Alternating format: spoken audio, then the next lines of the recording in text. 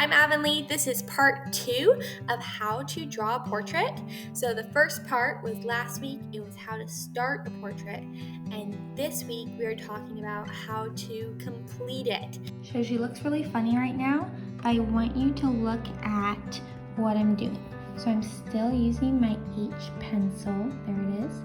And I am looking at her eyes and outlining them and doing basic shadows under her eyebrows, where I can see the shadows under her eyes here and the corners of her eyes. And I'm also starting the shadows of her nose and forehead.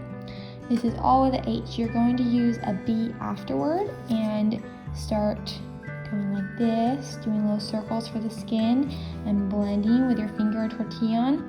But for now, I just want you to do very basic. This is just layering the very first layer. You also want to go alongside the curve of her eye. So you don't want to go, it's not, there we go, it's focused. Okay, so you don't want to go like this and just blend like this. No, you want to follow the curve of her cheek. Alright, you've noticed I've done a little more shading. As far as lips go, I want to address the problem. So this, you don't want to curve from side to side. You want to curve. You want to focus on lines going this way, like curves, and then lines going this way, curving, okay? So they're curving out like this to make the shape fuller. All right, have fun with the hair. I just go in the direction of a hair in long streaks. I'm still using my H because I'm gonna go over it with a dark pencil after.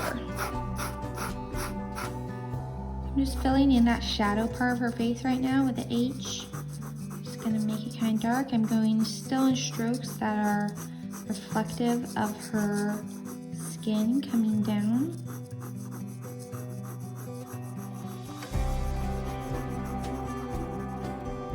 Alright, so now I'm going to blend in this first layer.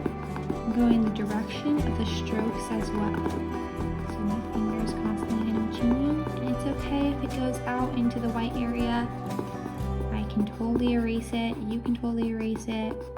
I'm trying to smudge it in as much as possible. I'm using my finger for great strength. I have great arm strength behind it. Just kind of adding the first layer. Careful around the eyes. You can do a little bit or use a tortillon, but I want to leave these pretty white, so just avoid it for now.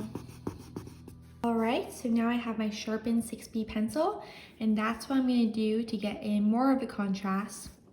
I'm going to do really little thin dots, like pores for our face.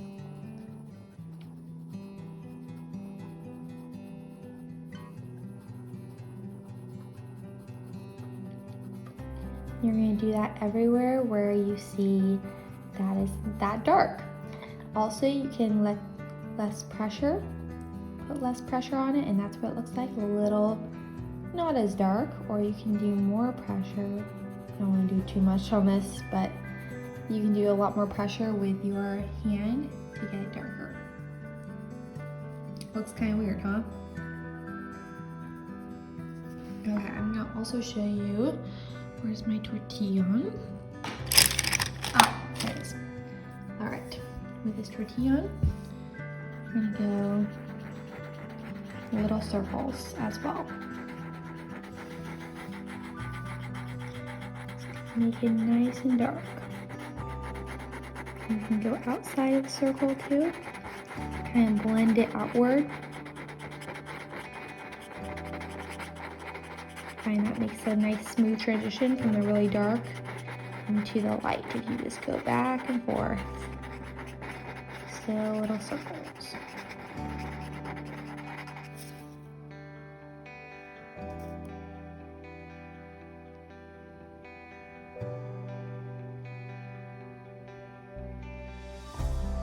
So I'm making the side of her face darker because the contrast isn't great enough. I mean, look how dark this is and how light this is. So I am making this side a lot darker because this side is in the shadows. All right, for starting on her hair, I'm gonna use my 6B to just, especially in this area, it's really dark. So I'm gonna start making it darker here, following in the direction that her hair is going, and then getting lighter as I come out.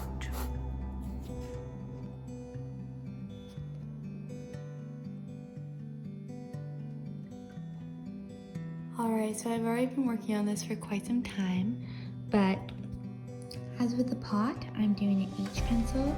I'm just doing little scribbles and then a 6B pencil. So you can kind of see all the scribbles, and then I went over it with a tortillon and blended. And then I'm just adding some wheatgrass, and then I'm going to fill it in with just background so it looks really full, like there's a lot in the pot. Right now it looks pretty sparse.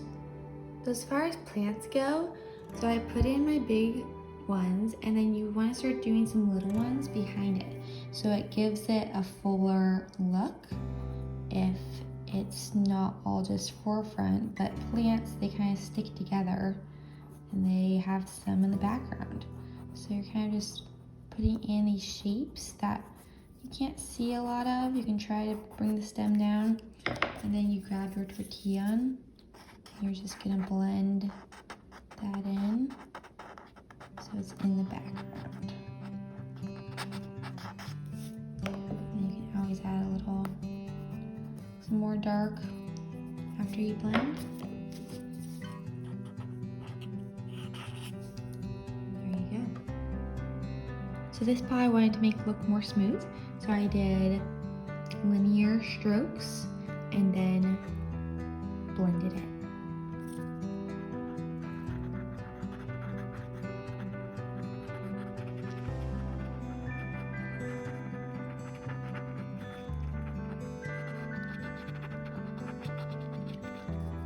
And she's done.